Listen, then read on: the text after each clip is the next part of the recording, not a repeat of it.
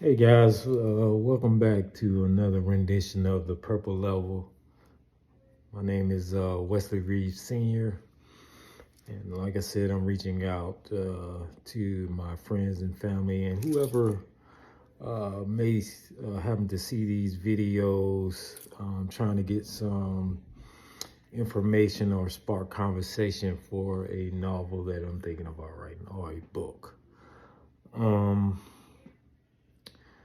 So I touched on the first, I think, two episodes. One was your progress toward your dreams that you had as a little kid, and I kind of piggybacked on that one on the second video. This third video I want to talk about is finances. I don't want to just get everybody's not necessarily the expertise in finances, or just are you where you want to be financially? Are you financially secure? Are you still trying to reach that goal? Um, because I think in most people's lives, that's our pursuit. We spend a large amount of our time and effort trying to get amount of money that we feel would secure us and allow us to live the lifestyle that we want to live. And yesterday I happened to be watching a financial expert on one of these websites, and he was breaking down some of the things that you may need to do in order to become wealthier in the future. Um, One of the things he mentioned was to, first of all, to buy some life insurance. If you don't have any life insurance, then he said you need to stop immediately and go and get you some life insurance, so your kids won't have to worry about you, and you could possibly leave your family in a better situation than they are currently in. And then he said after that, I think it was, what was it? Life insurance and then estate planning. Estate planning, and what he mean by that is a will. Do you have a will? Because all this stuff that you acquired in your pursuit to gain money, and at the end of your life, if you don't have a will, and he used an example of Prince. And Prince, had a, you know, you know, $1 billion estate pretty much, but he didn't have a will. So now everybody's fighting over. You got all these lawyers who's getting rich, and you got, the government, probably fighting over some of his properties and whatever have you not, because, he didn't have a will. You know, he had loved ones, but he didn't decide or didn't think to take care of them, or to lay out what his wishes were, regardless of what it was for. He didn't, and I'm 52, so I did my will. Uh, I think the end of last year, because I had a friend of mine who was in Iraq pass away suddenly, and that's when it kind of got my juices flowing again. Not only to pursue some of the dreams that I had as a kid, but to make sure that I start putting things into place that will secure my wife and my children's future. And I think we all want that for our loved ones.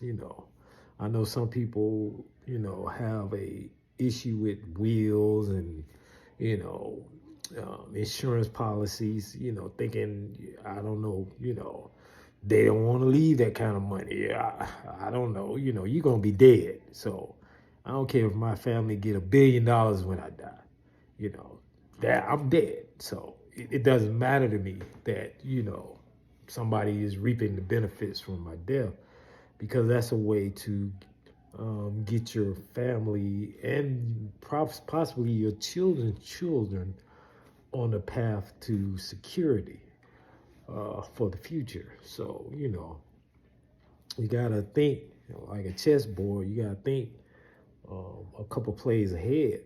Um, you know, your life may end, but what about your children's life or your grandchild or their children?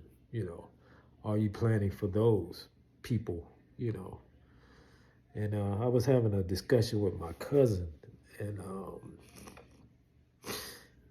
he pretty much said to me that I have done enough in my lifetime, because I told I've been in the Marines, the National Guard, and the regular Army, and he said now it's time for me to just focus on myself. But I told him that's not my purpose. Like I said before, God put us here to help others. If we have any talents at all, we're supposed to use those talents to help others, and that's how we receive our blessings. You may not receive it through that person you're helping, but you will receive a blessing through indirectly from your goodwill that goes out. But at least that's my belief. And normally it does happen that way for me personally. I'm not going to help a person.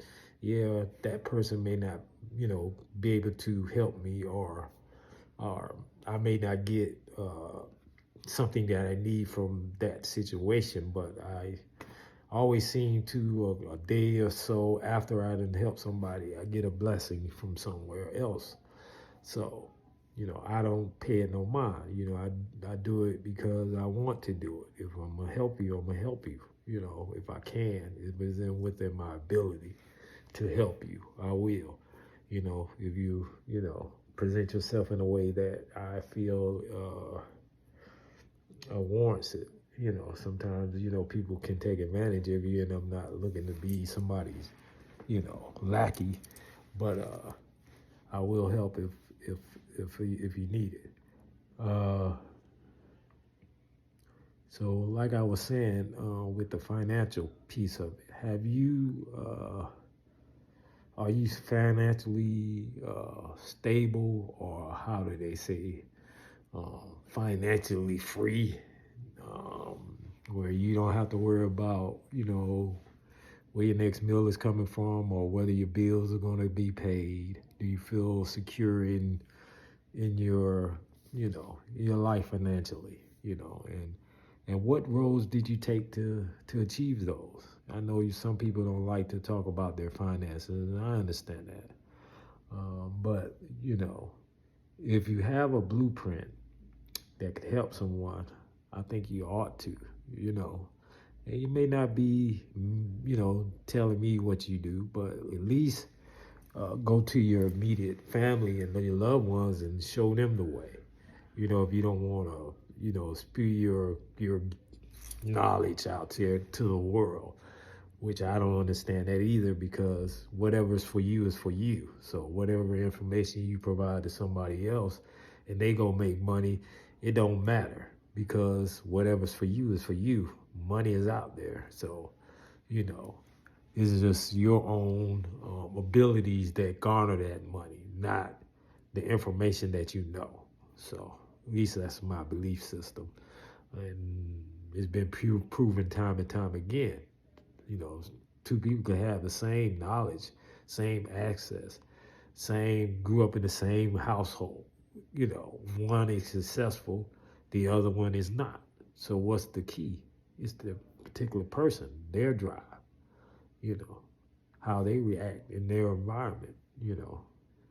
Somebody who's poor, some can just stay that way. Some can rise to the challenge, and motivate themselves out of that situation by all means necessary. And then some will just, fall to the wayside. So what is the difference? It's the fortitude. What is it? So these are some of the questions I have for you guys today on the Purple Level. Once again, any feedback is appreciated. Or, like I said before, it may just spark a conversation that you may need to have with your loved ones. So if that's the case, then hope I helped you out a little bit to start focusing on the things that are important to you and yours. So thank you once again, comrades in arms and family and friends. Hope this reaches you with some um, um, I hope it sparks something in you that you start focusing in on things that are important. Because, as I was stating, this is about finances. So why do we work? Why do we go after financial gain? Well, I feel it is because we do it in order to live a certain lifestyle, right? A lifestyle with our family, our friends. We can do what we want to do. But if you're already financially secure, why do you keep going after something like that?